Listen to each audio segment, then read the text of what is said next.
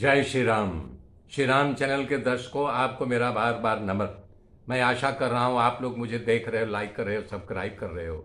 कल मैंने बताया था श्री सरस्वती जी ने पुनः कहा, जैसे राजा स्वरूप चिदाकाश में जो प्रतिभा संपन्न, जो तुम्हारी प्रतिमा भाषित हो रही, उसी तरह उसके पूर्व अवस्था में आकाश रूप ईश्वर में उत्पन्न होती है। इसी तरह प्रतिभा के प्रतिबिंब से उत्पन्न हुई ये लीला तुम्हारे सरीखे ही, तुम्हारा आचार कुल, तुम्हारा शरीर युक्त वैसे ही दिख रही है।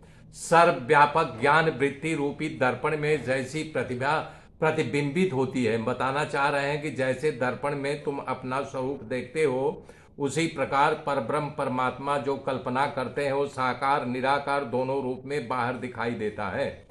तो बोल रहे हैं वहां निरंतर उसी रूप में प्रकट होती है। अंतर्यामी ईश्वर की जो प्रतिभा भीतर वर्तमान है वो स्वयं बाहर भी कार्य करती है।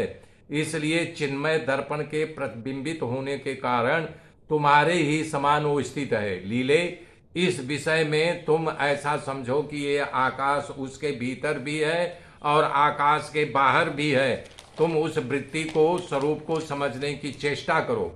उसके अंतर मन में जो पृथ्वी के ऊपर तुम हो और राजा है, ये सब जो प्रतिभा संपन्न दिखाई दे रहा है, सब ब्रह्म स्वरूप ही है। ये मैं हूँ, ये तुम है, ये स्वरूप मेरा है। मैं ऐसी स्थित हो करके पूर्ण रूप से जो है यहाँ प्रकट हूँ। तुम्हारा ये पति विदुरथ राजा का शरीर त्याग करके उसी पुर में पहुँच करके राजा पद्म के रूप में होगा।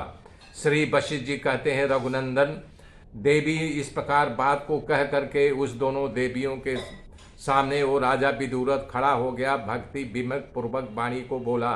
द्वितीय लीला ने कहा, हे देवी सी, मैं भगवती सरस्वती देवी की अर्चना पूजा किया करती थी और रात्रि के समय मेरे सामने प्रकट हो जाया करती थी। और अंबिके, उसी जैसे कि आकार प्रकार के तुम हो, जैसे वो देवी दिख रही थी वैसे तुम दिख रही हो। सुमुखी, आप दोनों करुणा में बरसाने वाली, कृपा करने वाली हो, मुझे शक्ति प्रदान कीजिए। तब श्री वशिष्ठ जी कहते हैं, श्री राम लीला के ऐसा करने पर भगवती सरस्वती उस समय उससे भक्ति पूर्वक किए गए ध्यान पूजा स्मरण करके प्रसन्न हो गई और उस नगर निवासिनी लीला से यूं बोली। देवी ने कहा, वत्से, कि जीवन पर्यंत की गई तुम्हारी अनन्य भक्ति से जो कभी भी शिथिल नहीं हुई है, इससे मैं परम संतुष्ट हूँ और तुम मुझे अपना मनोअभिलाषित मेरे द्वारा वरदान ग्रहण करो। तब वो नगर निवासिनी लीला बोली, देवी, मेरे पतिदेव रणभूमि में शरीर का परित्याग करके जहाँ स्थित होंगे, मैं भी इसी शरीर से वहाँ स्थित होना चाहती हूँ। तब श्री देवी ने कहा, पुत्री, तुम चिदाकाश रूप में अनन्यमय भाव से शरीर के द्वारा मेरी निर्विघ्न पूजा की है, इसलिए मैं तुम्हें वरदान देती हूँ कि तुम्हारी मनोकामना पूर्ण हो। तब श्री वशिष्ठ जी कहते हैं, राघव, तदंतर जब उस प्राप्ति से वो देशवासिनी लीला हर्षोत्फुल्ल हो गई, मतलब खूब प्रसन्न हो गई। हर्षोत्फुल्ल होने के बाद उसी समय पूर्व लीला ने, जिसका हृदय संदेह के दोले में झूल रहा था, यानी संदेह कर रही थी मैं कौन हूँ, ये कौन है, दोनों लीला को लीला ही दिखाई दे रही थी।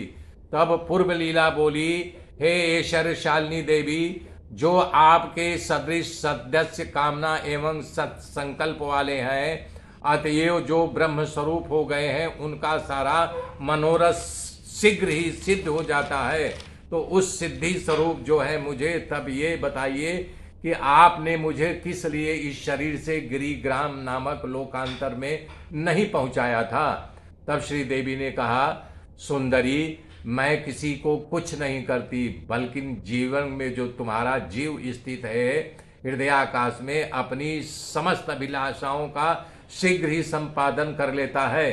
क्योंकि प्रत्येक जीव में शक्ति स्वरूप चेतन वर्तमान है, इसलिए जिस जिस जीव की जो जो शक्ति जिस जिस रूप में प्रकट होती है, उसी उसी रूप में उस जीव को तदानुरूप फल प्राप्त करती हुई सी प्रतीत होती है। जिस समय तुम मेरी सम्यक प्रकार से आराधना कर रही थी, उस समय चिराग काल तक तुम्हारे मन में जो जीव शक्ति उत्पन्न हुई थी, उसी कामना से तुम मेरी उपासना कर रही थी। जन्म से मैं युक्त हो जाती हूँ। ये अच्छा था, ये बुरा था, अतः उत्तम रूप रंग वाली लीले उसी उसी प्रकार से मैं तुम्हें भली भांति समझाया और उसी युक्ति द्वारा तुम इस निर्मल भाव को प्राप्त हुई है। जब चिरकाल तक मैंने तुम्हें इसी भावना से ज्ञानोपदेश किया है, तभी तुम अपनी चेतन शक्ति के प्रभाव से सदा के लिए उसी अर्थ को प्राप्त हुई हो। आगे की गाथा मैं कल जोड़ूंगा मित्रों। तब तक के लिए जय श्री राम, जय श्री राम, जय श्री राम।